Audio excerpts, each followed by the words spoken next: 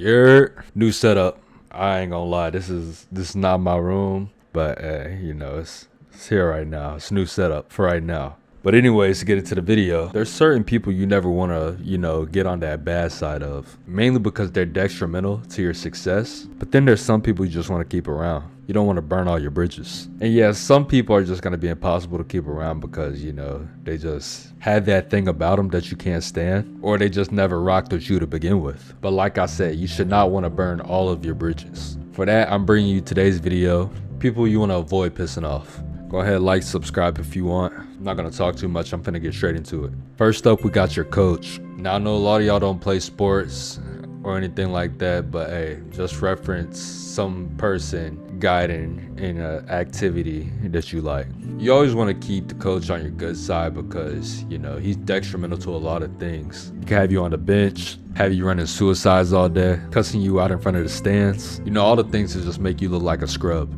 I remember my coaches loved getting on my ass. I always hated it, but then someone told me that if your coach stops yelling at you or getting on your ass, that he just stops caring. So I guess that was a good thing, right? And if you're someone who plays at the college level, it's definitely a bad idea to do all that because people are hitting the transfer portal every year. And it seems like everyone's super replaceable nowadays. It's never good when a coach calls you uncoachable and puts that out to people. Being uncoachable essentially means that you can't even really improve from what you are right now because you already think you're hot stuff. Like dudes like Michael Jordan, LeBron James, and even like Tom Brady, they weren't getting called uncoachable. Even the super high ego athletes know when to chill. So it's best if you do that also, especially if you know you have room for improvement. Next up, we got your barber. Now, I don't even need to really go into detail on why you shouldn't want to piss off your barber. I mean, this dude essentially holds the weight of the world in his hands. Your world, that is. Any cut that you have, especially if it's before like a first link up or something like that, is all up to him. And granted, yeah, barbers do be tripping sometimes with their prices, their availability, and just how they carry themselves overall, all because they just got a black glove and a ring light. And they be hard to work with sometimes. Trust me, I know. But honestly, bro, you can't really complain that much about haircut prices, especially if you're someone who goes out every weekend and you paying for mad stuff. Because in reality, the average haircut is like $35. And yeah, I know, pre-pandemic it used to be 20, but hell, the price of everything went up. So even if your barber is running behind all the time, every single time you go get a cut, you should always try and be on time for your appointment. Because unfortunately, you are on his time. And the sooner you realize that, the better. You also might want to avoid going to different barbers, especially if you're already committed customer to that guy. You gotta pick a barber and stick to one. If you don't like his schedule, just get a new barber. I understand a lot of y'all trying to keep money in the community, things like that, blase, blase, blase. But in my opinion, the cut is very important.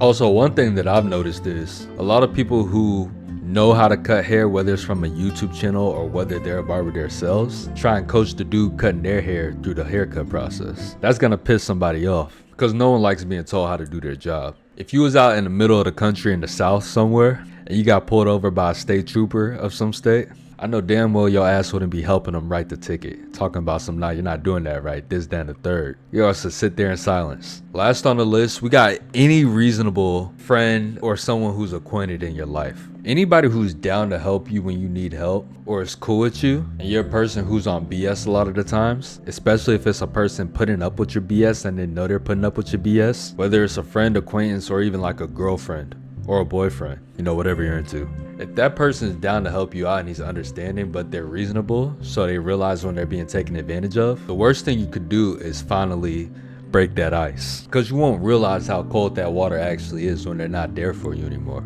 Like if there's a person you always borrow money from and you know you're taking advantage of that person because you know they're going to give you money or you know how much they got in their bank account, you can only push that line so far sometimes. And if you are someone like that, you are an issue in like our society. Because you know what you're doing most of the time. And the minute someone tells you no after they've helped you 15,000 times, you immediately want to act like they're an asshole that you're not cool with them, even though you did 0 favors for them. You're honestly kind of one of the worst people in this on this planet because you're gaslighting somebody and you're taking advantage of them. It's the same thing in like an intimate relationship.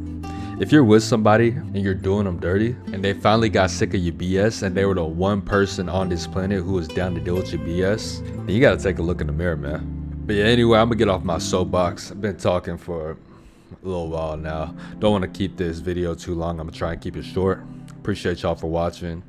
Sorry for being gone so long. You know, I've just been moving stuff, so you know, kind of getting hectic. Like I said, appreciate y'all for watching. Like and sub if you want. I'm not gonna make this outro long. I appreciate y'all. Deuce.